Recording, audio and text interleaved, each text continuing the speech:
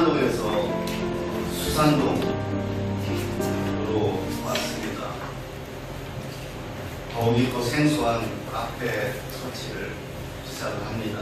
한 주간 이사 준비 그리고 인테리 정말 정신이 없었는데 너무 감사하고 너무 고맙게 일정대로 하나하나 되어져 가고 있습니다. 아마 다음 주 수요일 날에는 이제 광고 간판이 정리가 될 것 같습니다. 무엇보다 제가 참 고마운 건 얼떨결에 목사 말에 순종해서 우리 카페 지기가 된 우리 변은국 권사님 정말 수고 많았습니다. 가까이 산다는 이유로 아침 8시부터 저녁까지 매일 나와서 풀 꽂고 정말 일했어요. 정말 일 잘하더라고요. 내가 잘라내는 거 보고 이렇게 이런 거 있잖아요. 이렇게 키다는 거 가까이 가기가 두렵더라고요. 잘 보여야 돼요. 네. 우리 하나님다움의 건물주라고 하는 요즘요. 우리 여기 건물주도 인정하더라고요. 우리 권사님. 참 귀한 분이다. 어떤 분이냐고 말하길래 제가 이런 분입니다. 그랬더니 수고비도 안 받고 월급도 안 받네. 월급이 어딨냐고 하나님이 하는데 그랬더니 되게 놀라더라고요. 그래서 너무 대단한 분이라고 인사를 하더라고요. 고맙습니다. 또 어제 우리 장모님도 허리도 안 좋은데 휴가까지 내면서 오시고 지난 주중에도 오시고 어제 늦은 밤까지 이 집 주변에 다 젊은 친구들이라고 몇 명 없지만 젊은 친구들 밥 먹고 나서 할 일만 남겨놨습니다. 다시 우리 전사님 감사하고 고맙습니다. 이렇게 호명을 다 일일이 할 수는 없습니다. 어쨌든 병원에 있으면서도 또 우리 어르신들을 전화해 주시고 걱정해 주시고 애써 주셔서 문제없이 저희들이 왔습니다. 그리고 교회는 또 안 나오면서 또 이경희 집사님도 식당일 한다고 주일날 교회는 안 나오면서 또 소래폭으로도 불러내더니 또 회하고 또 새우하고 엄청 먹었어요. 공짜니까 사면 갖고 먹었어요. 이제 우리 식구들 생각나요. 소래폭 가깝더라고요. 10월부터 또 행사한다 하더라고요. 감사하고 우리 최 집사님 두 분은 또 나란히 병원에서 또 정인수 집사님께서 전화하고 고맙습니다. 오늘 다시 시작한다는 마음으로 오늘 본문을 통하여 말씀 가운데 위로받고 또 힘을 얻는 그런 시간이 되기를 예수님의 이름으로 축복합니다. 오늘 본문 1절을 보겠습니다. 1절 초반에 보면 솔로몬이 예루살렘 모리아 산에 여호와의 전 건축하기를 시작하니 이렇게 시작합니다. 여러분 모리아라는 성경에서 나오는 산은요 대체적으로 수천 년 전이잖아요. 수천 년 전이니까 정확하게 지명할 수가 없어요. 우리가 성지순례라고 해서 이집트에 있는 시내산을 가더라도 그 시내산이 아니에요. 사실은 다만 제일 높다는 그 지역에서 제일 높다는 이유로 우리가 거기가 시내산일 거다 하고 성지순례를 가요. 사실은 성지순례라는 말도 우리 개혁교회에서는 안 써요. 사실은요. 근데 버젓이 쓰고 있는데 저도 그런 말을 하고 있고 성지가 없어요. 무슨 성지입니까? 예수님이 무덤을 남겨놨습니까? 예수님이 뼈를 남겨놨습니까? 아무것도 안 남겨놓으셨어요. 나는 정말 다행이라고 생각하거든요. 만약에 이거 우리 다 성경 보니까 4번이에요. 4번. 만약에 2000년대에 지금 우리가 역대하를 보고 있는데 역대하 이 본문 이게 진짜가 한 장이 남아있다고 생각해 보세요. 그럼 예수 믿는 사람들은 이게 신이 돼요. 신. 사우디아라비아는 기름이 안 나와도 먹고 살거든요. 기름 안 나와도 먹고 살아요. 사우디아라비아는. 왜냐하면 메카거든요. 성지거든요. 거기 가서 뺑뺑뺑 돌잖아요. 그거. 뭐 있는데 마호멧 그거 있잖아요. 마호멧이 신이에요. 말이 알라가 신이지 사실은 마호멧이에요. 우리 기독교도 그렇게 될 뻔했어요. 하나님이 하나도 안 남겨놨어요. 여쭈어 아무것도 안 성지가 없는 거예요. 어디에 성지죠? 저와 여러분들 안에 십자가 안에 우리가 성지예요. 그래서 뭐 모리아산, 시내산 그건 다 저기쯤일 거다라고 생각하는 거지 실제적으로 정해지면 없어요. 근데 그 지역을 얘기하여 모리아산으로. 근데 모리아산을 오늘 이날 좀 보고 싶은 이유는 뭐냐 하면요, 솔로몬이 예루살렘 모리아산에 여호와의 전 건축하기를 시작했다 이렇게 성경은 이야기해요. 그런데 모리아라는 지명이 성경에 2번 나오는데 의미 있는 장소인데 여기는 어디부터 출발하냐 하면요, 아브라함이 하나님의 명령에 순종해서 이삭을 번제로 바친 터가 모리아산이에요. 그러니까 이 모리아산, 그러니까 아브라함이 아들 이삭을 바치려 했던 곳인데 그곳에서 솔로몬이 하나님의 성전을 처음으로 건축하기를 시작했고, 또 다윗이 그것을 하나님이 정한 장소가 되어버렸고 그것이 지금의 예루살렘이 된 거예요. 수천 년 동안 하나님의 계획은 변함없이 이루어져 가고 있다는 것을 우리가 알 수 있는 대목이라는 거죠. 하나님의 역사는요, 그냥 지나치는 일이 없어요. 아무 의미가 없지 않아요. 다 이유가 있습니다. 이걸 찾아내는 게 하나님의 역사예요. 사실 장소 자체가 중요한 것이 아니잖아요. 모리아산이 상징하는 의미를 찾아내야 하겠지. 모리아산은 말씀드렸지만 아브라함의 믿음의 수준을 테스트하기 위해서 하나님께서 이삭을 바치라 명령했던 장소예요. 결국 이곳에서 아브라함은 이 테스트에 성공해서 하나님으로부터 인정받았다는 데 중요하다는 것이죠. 저는 이 그리심이라는 이 카페와 이곳 수산동으로 이사온 우리 꿈꾸는 교회가 장소가 중요하지 않다는 걸 얘기하고 싶은 거예요. 수산동이든 삼산동이든 명동이든 청와대든 예배드리는 장소가 중요한 것이 아니라 여기로 불러내신 하나님의 뜻이 중요하다는 것을 말씀드리고 싶은 거예요. 여기에 아브라함을 하나님께서 이삭을 바치라 테스트한 그 장소에서 솔로몬이 성전을 건축하게 하신 것처럼 하나님은 기초를 쌓고 있다는 거예요.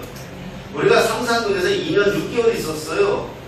아무것도 안 된 것 같았지만 영적으로 보면 되어진 것들이 분명히 있을 거란 말입니다. 그 기초가 수산동으로 온 거예요. 생전 나는 카페 가서 돈 주고 커피를 사 먹은 사람이지 카페를 내가 커피를 팔 줄은 상상도 못한 사람이거든요. 지금 그래서 카페 가면은요, 이제는 요만큼 해봤다고 야 여기 인테리어 돈 얼마 들었겠네 이런 생각부터 들어요. 이거 하도 안 좋은 생각이더라고요. 5,000원짜리 커피를 마시면 커피를 즐겨야 되는데 인테리어만 보고 앉아있어요.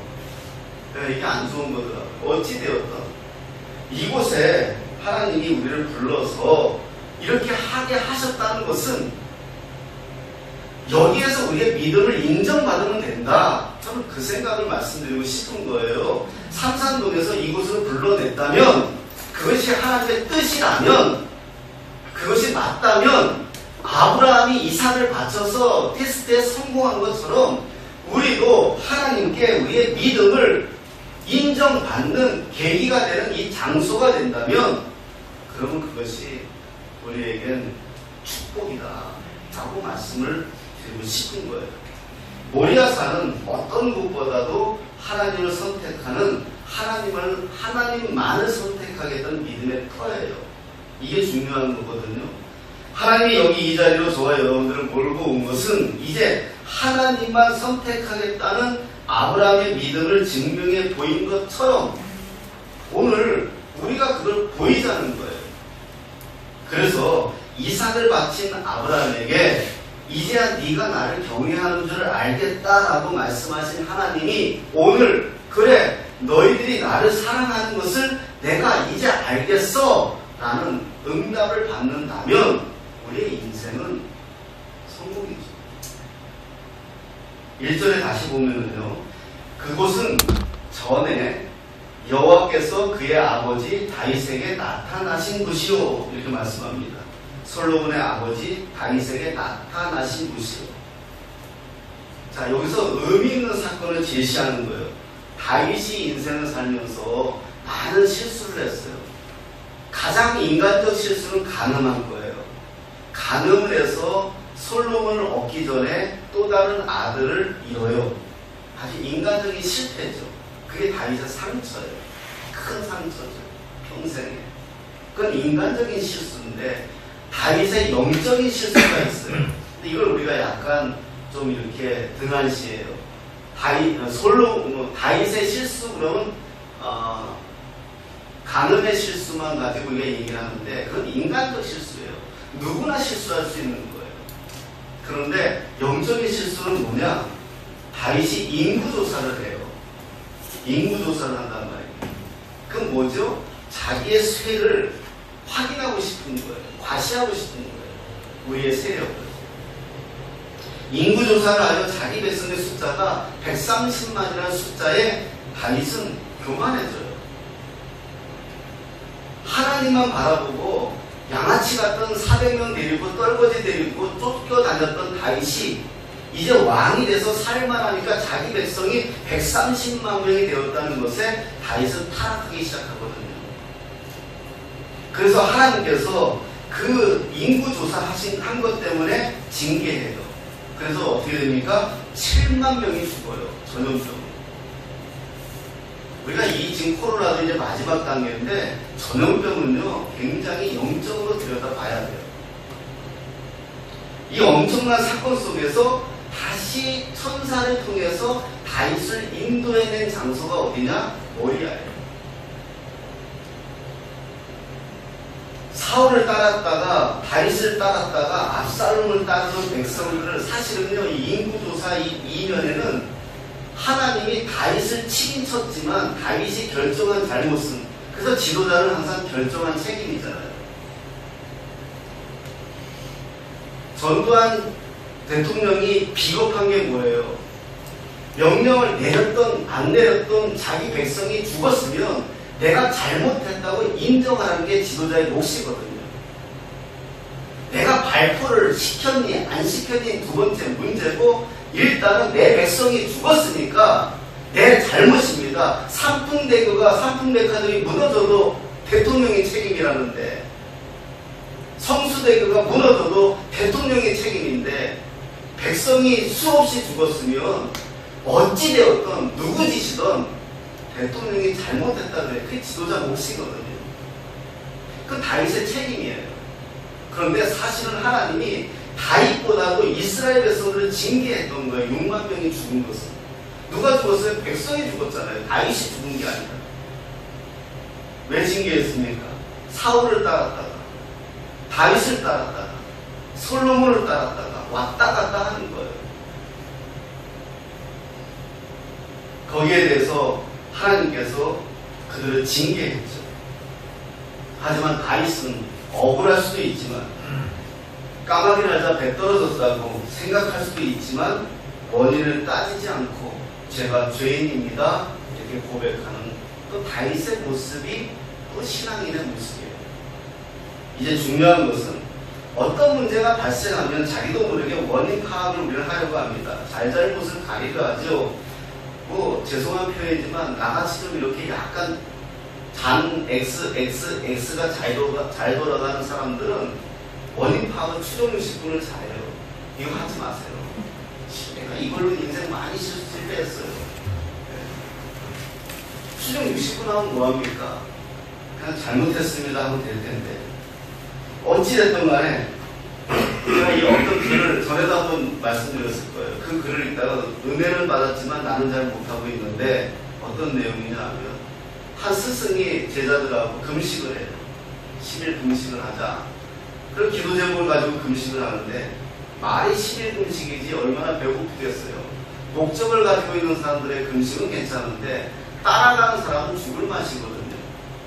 그러다가 어느 날 시장바닥을 이렇게 지나가다가 제자들하고 스승이, 한 제자가 실수를 범하고 말아요. 너무 배고픈 나머지 자기도 모르게 팥죽 파는데 그냥 숟가락으로 한 숟가락 떠먹고 말아버리는 거예요. 주인의 양해도 구하지 않고 이게 옥신각신하고 있죠. 옆에 있는 제자들은 어떻게 쳐다보겠습니까? 다 저놈 나쁜 놈이라 그럴 거 아니에요. 스승님도 옆에 계시는데 그 스승이 어떻게 하느냐? 그 스승이 그냥 자기가 똑같이 숟가락 한 숟가락 퍼먹어요. 10일 금식하기로 했는데 10일이 되지 않았지만 그게 그리스도인이고 그게 제자예요. 그게 예수님이에요. 우리는 어떻게 하죠? 수정무식을 해야 돼요. 잘잘못을 가려야 돼요. 그러나 예수님은 잘잘못을 가린 분이 아니라 내 탓이라고 고백한 분이시거든요. 다윗의 이 사건 속에서 우리가 보는 거예요. 1절 마지막 절에 여부수 사람 오르난의 타작 마당에 다윗이 정한 곳이다. 왜 이 문장 속을 읽기 전에 이 말씀을 드렸느냐 하면 다윗의 타작 마당은 자기 죄를 회개한 다윗이 하나님의 명령대로 예배를 드리게 되는 장면이 나와요. 오르나는 예배에 필요한 모든 것을 기꺼이 왕께 드리겠다고 하지만 다윗은 거절하고 값을 치르고 그 산 전체를 구입하죠. 제단을 쌓고 예배를 드리니 드디어 그때서야 사람이 죽어나가는 재앙이 멈춰요. 이 말을 드리는 이유는 값을 치러야 돼요. 여호수아 때부터 300년 가까이 정복하지 못했다가 여부수를 다윗이 정복해요. 다윗의 적군이었던 이 지역에 여부수 오르나가 다윗의 통치를 받으면서 하나님의 주권을 인정하는 최후의 예배자가 됩니다. 그 모습은 이 사람이 변할 수 있는 가장 큰 모습은 뭐냐? 다윗의 회개였어요.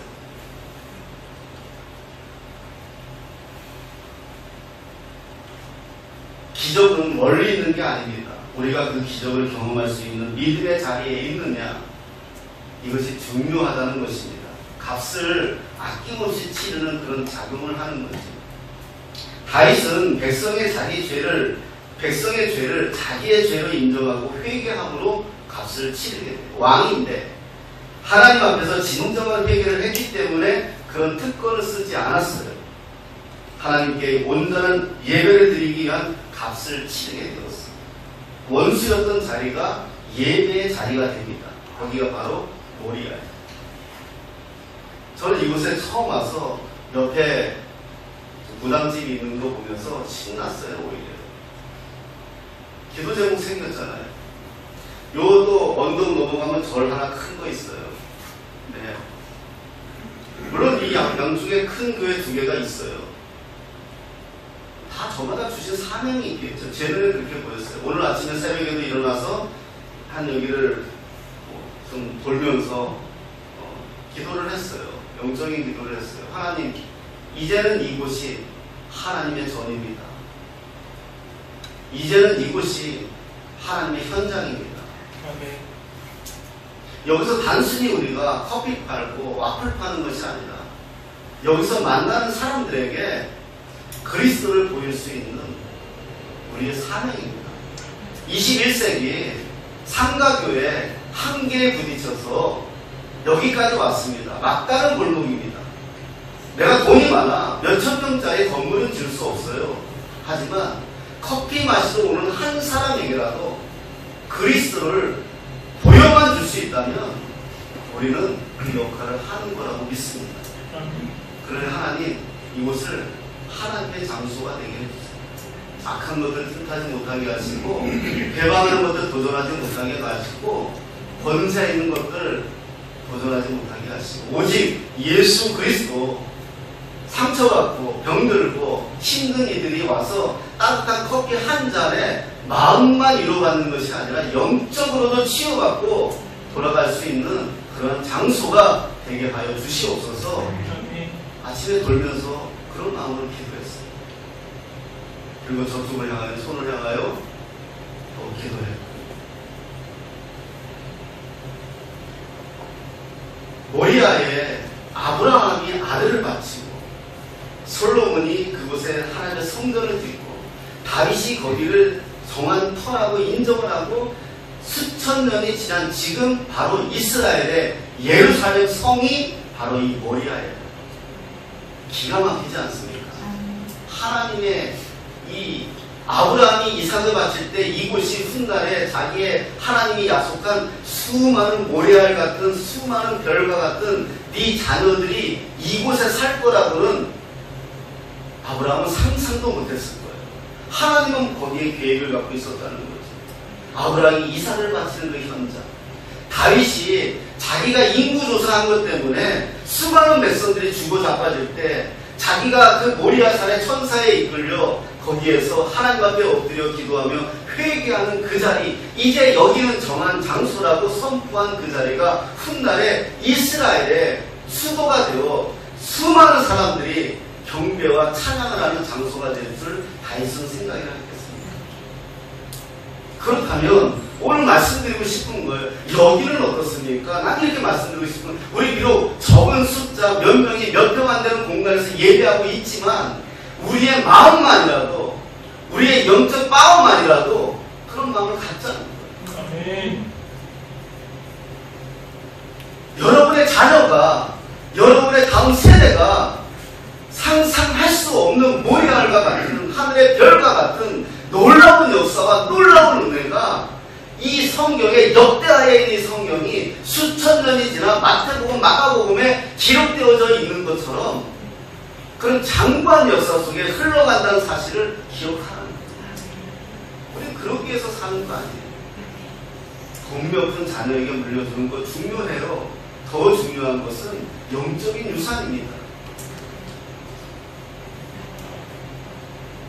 저는 그걸 위해서 결심하고 한 2달 기도하고 그리고 이곳을 온 거예요. 반반이었어요. 반은 야 너 지금도 괜찮은데, 정확하게 얘기하면 저는 박사학위가 없어요. 누가 나한테 제안을 하더라고요. 이 설교 들을 거예요 나중에 목사님, 선배 목사님, 박사학위 공부하게 하라고. 널 가르치는 은사가 있으니까 또 그래서 내가 학교에다가 대학교에다가 넣어주겠다고. 그래서 너 나중에 나 이번에 처음 알았어요. 그런 것도요. 그렇게 왜 대학교에 교수들이 들어가려고 저렇게 길을 쓰는가 했더니 연금 나오더라. 나중에 사학재단에서 꼭 해 공부. 내가 기도할게. 음악도 하고 정말이야. 연금 나오는데 내가 집사람한테 그랬어요. 고민 의논을 했어요. 야 우리 그래가지고 10년 뒤에 연금 타먹고 살까? 대학교에서 저기 사학재단에서 주는 교수 생활하다가 그런 얘기도 했어요. 다 반은 그래요. 훌륭한 선택이다. 그래 네 뜻이 가상타 기도할게 이런 분도 있었지만 반은 야 너 지금처럼 그냥 그렇게 교회 섬기면서 공부해가지고 너 내가 넣을게 이런 분들도 있었어요. 근데 우리가 편히 살고 잘 살기 위해서 이 땅에 온 거 아니잖아요. 잘 살 것 같으면 여기 왜 이러고 있어요. 우리가 다 지금 이 시간에도 나가서 노가다라도 하면 하루에 20만 원씩 받는데 우리 하나님 선택한 사람들이거든요. 우리는 죽으나 살아 하나님 선택하시는 사람들이고 하나님의 뜻에 의해서 살겠다고 믿는 사람들이란 말입니다. 그럼 하나님 앞에서 전문용어 한 번만 쓸게요. 쇼부를 봐야죠. 저는 그렇게 생각합니다.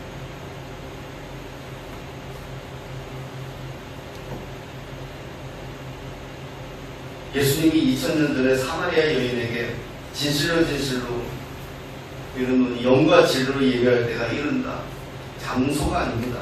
그래요. 비록 우리가 지금 현재 또 뒤에 우리가 계획은 갖고 기도하고 있어요. 지금 현재 우리가 어떻게 보면 카페 빌려서 주일에 예배 드리는 상황이에요. 수요일 예배든 새벽 기도는 제가 2층에서 영상으로 할 거고 오시면 같이 예배 드리고 그래서 식탁도요. 제가요 올라가 보세요. 세라믹이에요. 6인승이래요. 6인승요. 세라믹으로. 예. 값은 얘기 안 할게요.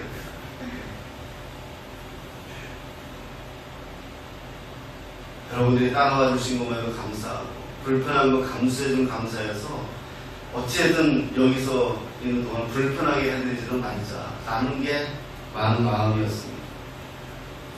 그리스도와 성령께서 주관하시면 됩니다. 여기는 정통교회도 아닙니다. 강대상도 없습니다. 하지만 분명한 건 말씀이 있습니다. 아멘. 분명한 건 하나님의 뜻이 있고요. 아멘. 저와 여러분들의 회개의 눈물과 주님 사랑하는 눈물이 있으면 저는 가능하다고 여깁니다. 아멘. 저는 고백합니다. 하나님이 아브라함을 모리하고 부르신 것처럼 다윗을 모리하여서 회개하게 하신 것처럼 오늘 우리를 이 자리로 불러모으신 분명한 이유가 있을 것입니다. 평생 우리가 하나님 앞에 살아가면서 한 번만이라도 하나님 앞에 뜻있게 부름받는 인생이랍니다. 얼마 전에 한 2달 전인가요? 집사람하고 여기 이사 오게 한 결정되기 전에 한산이라는 영화, 여름만 되면 우리가 이순신 장군 영화는 나오는 게 영화지만 그 한 번을 쓰임받기 위해서 나는 다른 장면은 다 기억이 안 나는데 그 거북선 만든 기능장 네. 그 사람 코믹한 연기를 하던 사람이 그 진지한 연기를 하니까 내가 사실은 잘 그 감동은 안 오던데 난 다른 장면보다 그게 감동받았어요. 자기가 만든 거북선 한 번에 쓰임받기 위해서 난 그게 참 멋있어요. 우리가 하나님 앞에 한 번을 쓰임받기 위해서 사는 자세. 저는 그러면 된다고 믿어요. 여러분, 하나님은 하나님의 부르심은 분명히 하나님의 역사가 있습니다. 이제 수산동에서 이제 근심에서 우리 꿈꾸는 교회는 주님이 주신 꿈을 꿀 것입니다. 다시 부르심에 응답하는 저와 여러분 되시기를 예수님의 이름으로 축복합니다. 많이 기도해 주시고 불편한 거는 말씀해 주시고 조금씩 정말 우리 모두가 기쁘고 즐겁고 하나님 앞에 설레이고 하나님 앞에 서서 칭찬받을 그날에 설레이고 저는 그런 마음에 살아요.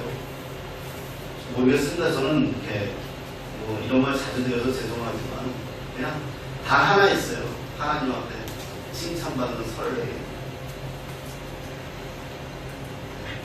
그것만 있으면 가장 감사할 것 같습니다. 그런 저와 여러분들 한 사람 한 사람이 많이 기도하겠습니다. 부족한 것을 위해서 기도해 주시고 격려해 주시고 함께 해 주셔서 감사하고 더욱 함께 나아가는 저와 여러분 되시기를 예수님의 이름으로 축복합니다.